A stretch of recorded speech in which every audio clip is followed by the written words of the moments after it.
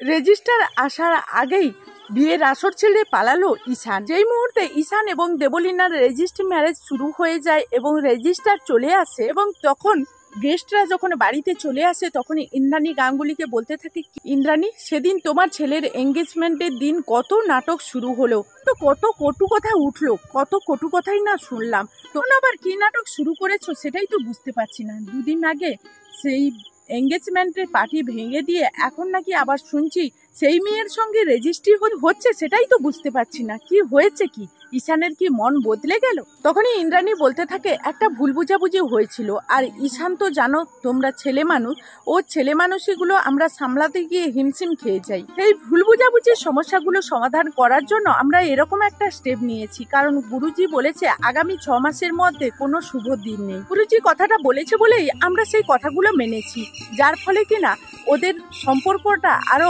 অটুট হয়ে যায় এবং কি করলে ওদের সম্পর্ক ওরা দুজন দুজনকে একটু বুঝে পড়ে নেওয়ার সুযোগ পাবে। পরিবারের সম্পর্কটা যাতে অটুট থাকে অবশ্যই ওই সব মাথায় রেখে আজকে রেজিস্ট্রি ম্যারেজের সিদ্ধান্তটা আমরা সবাই মিলে নিই। সেখানে দেবলীনা চলে আসে আর দেবলীনাকে সবাই বলতে থাকে যে দেবলীনা তুমিও কপাল করে ভাগ্য পেয়েছো, তারপরে তোমার বিয়েটা ভেঙে যাওয়ার পরও এরকম নির্লজ্জের মতো আবারও এই ছেলের হাত ধরার স্বপ্ন দেখো, সেটাই বুঝতে পারি না। দেবলীনা তখন মনে মনে বলতে থাকে নির্লজ্জ বেহা হলেও তবুও এই বাড়ির সদস্য হয়ে আমাকে ঢুকতে হবে, এই বাড়ির বউ হয়ে আসার পর তার পরবর্তীতে যে সুখগুলো সেগুলো তো তবেই আমি ভোগ করতে পারবো। রেজিস্ট্রি অফিসার সেখানে এসে বলতে থাকে, ম্যাডাম অনেকক্ষণ তো হলো এখানে এসেছি, আপনি বরং আপনার ছেলেকে ডাকুন, রেজিস্ট্রির কাজটা এখন শুরু করুন, আমাকে অন্য জায়গায় আবার যেতে হবে। অন্যদিকে ইন্দ্রাণী গাঙ্গুলি বলতে থাকে, আয়ুষ তুমি তোমার নিজের ভাইকে নিয়ে আসো সঙ্গে করে।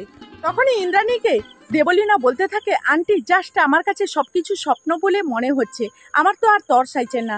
তখনই ইন্দ্রাণী বলতে থাকে, দেবলীনা আগেকার সবকিছু ভুলে গিয়ে এবার নতুন করে সবকিছু শুরু করো দেবলীনা। সেখানে ঈশানের রুমে যখন আয়ুষ যায় তখনই একটা চিঠি পড়ে আছে। ঈশানকে তন্ন তন্ন করে খোঁজার পরও যখন আয়ুষ পেল না তখন বলতে থাকে, কি ব্যাপার, বলে ঈশানকে এই বাড়ি ছেড়ে পালিয়ে গেছে। আর এটা যদি সত্য হয়ে থাকে তাহলে আজকে তো সবার সামনে আমাদের মান সম্মান মাথা কাটা যাবে, এখন আমি মাকে কি জবাব দেব, ঈশানকে কিভাবে ফিরিয়ে আনবো? অন্যদিকে যখন ঈশানকে নিয়ে আসতে দেরি হয় তখনই সবার সন্দেহ হওয়া শুরু হয়ে যায়। আর তখনই ঈশানের ছোট কাকিমণিকে ইন্দ্রাণী গাঙ্গুলি বলতে থাকে, যাও তো, যে ঈশানকে আনতে এত দেরি হচ্ছে কেন দেখো। দেখে ঈশানের কাকুমণি যখন ঈশানকে আনার জন্য ওই রুমে যায় তখনই আয়ুষকে দেখে বলতে থাকে, কি ব্যাপার এখনো পর্যন্ত তুই ঈশানকে কেন নিয়ে আসছিস না? তখনই আয়ুষ বলতে থাকে, দেখো না কাকুমণি, ঈশানকে কোথাও খুঁজে পাচ্ছি না। তো বন্ধুরা, এই ছিল কুসুম ধারাবাহিকের নতুন আপডেট, আবারও নেক্সট আপডেট নিয়ে তোমাদের সামনে হাজির হয়ে যাব। ততক্ষণ সবাই ভালো থাকো, সুস্থ